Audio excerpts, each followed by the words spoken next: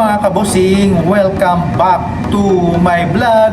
So for today's video nga mga kabusing, ang pag-uusapan natin ay ang Miss Universe mga kabusing Philippines, na kung saan sino nga ba ang gusto nating ipadala dito sa bansang Puerto Rico. And before anything else mga kabusing, is nice ko muna kayong batiin ng magandang umaga, magandang tanghali, at syempre magandang gabi mga kabusing. At sawadikap, kapungkap, at salam alaikum po dyan mga kabusing. Sa lahat pong nanonood po sa aking YouTube channel, hello po. At sana ay nakasubscribe kayo mga kabusing. At sino nga ba mga kabusing ang ating pwedeng ipadala dito sa Miss Universe this coming year nga mga kabusing, at ilalaban ito sa bansang Puerto Rico. So sino nga ba ang malakas mga kabusing? So for me mga kabusing, yung malakas talaga na makabusing sa Puerto Rico ay si Winwin Marquez, na kung saan si Winwin Marquez ay may napatunayan na nga ito mga kabusing sa mundo ng international pageant. At syempre siya na nga ang nagiging Miss Reina Hispano-Americana 2018-19 nakabosing na nag-compete niya doon sa bansang Bolivia. At syempre siya nga ang nakipagpukpukan sa mga Latina nga ito mga kabosing. At syempre andyan din si Krishna Gravidis mga kabosing, na kung saan kayang-kaya rin mga kabosing makipagpuksaan ni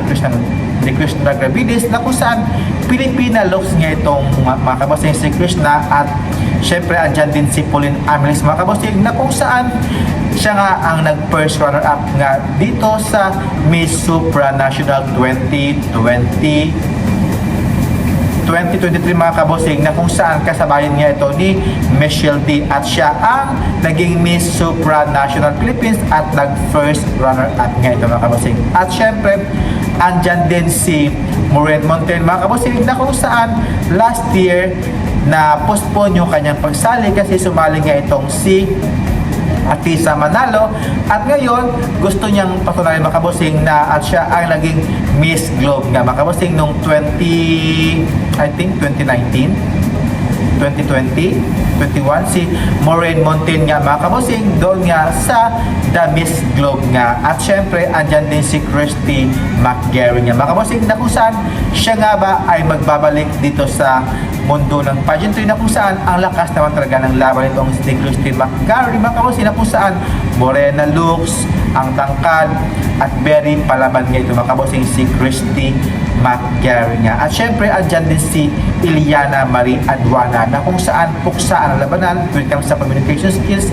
Hindi talaga ito papatalo si Iliana Marie Aduana nga mga kabosing. At naging Miss Earth Air nga ito mga kabosing si Iliana Marie Aduana. When it comes sa kanyang mga pasabog o OOTD, lumalaban talaga itong si Iliana Marie Aduana. At syempre sa mga newcomers nga mga kabosing, na kung saan usap-usapan dito mga kabosing na from Miss Earth 2024 mga kabosing, na si sila ba yan? Yung from USA nga mga kabosing na Pilipina, na kung saan siya ang nag-Miss Earth water nga mga kabosing, na kung saan grabe ito mga kabosing, sobrang ganda ang tangkad mga kabosing, at ang ganda rin ng kanyang communication skills nga mga kabosing. So what do you think mga kabosing? Sino nga ba ang gusto nating ipadala dito sa Miss Universe? Please comments down below mga kabosing, at huwag kalimutang mag-subscribe. So thank you for watching and see you in my next vlog. Bye bye mga kabosing, and have a nice day. Lobo na ako. Bye bye.